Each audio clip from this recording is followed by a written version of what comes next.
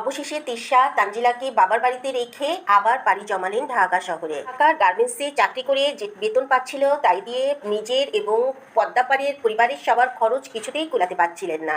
তখন এই তিশা পুনরায় আবার পুরুষদের দিকে টার্গেট করতে লাগলো এবং বিভিন্ন পুরুষদের বন্ধুত্বের ছলে তাদের কাছ থেকে টাকা পয়সা এবং সেসব বন্ধুদের শারীরিক চাহিদাই তিশা মিটিয়ে থাকতো। তবে সবই চলতো টাকার বিনিময়ে। শোনা যায় এরই মধ্যে দুই একজনকে সে কন্টাকে বিয়েও করেছিল।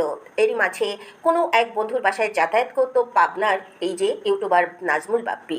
হ্যাঁ, বাপ্পিও ছিল নারী থেকেও একজন পুরুষ, চরিত্রহীন পুরুষ। তাই যেখানে নারী দেখতো, যেখানে নারীর গন্ধ পেত, যেখানে নারীর আসর হতো, সেখানেই বাপ্পি বারবার যাতায়াত করতো। এভাবেই সম্পর্ক গড়ে ওঠে তিশার সঙ্গে। তিশাও দেখলো যে পাবনার এই ছেলেটা আর যাই হোক এক বাবার এক ছেলে, তার মাথার উপর কাঁঠাল ভেঙে খাওয়া যাবে। এবং নাজমুল বাপ্পি যতটা চালাক নিজেকে মনে করে ততটা বোকা এই নাজমুল বাপ্পি। তাই খুব সহজেই তিশা তাকে বশে আনতে পারলো, তাকে ছলে বলে কৌশলে। এবং তানজিলার ব্যাপারটি গোপন করেই সে বাপ্পির সঙ্গে সম্পর্ক এবং বিয়ে করলো।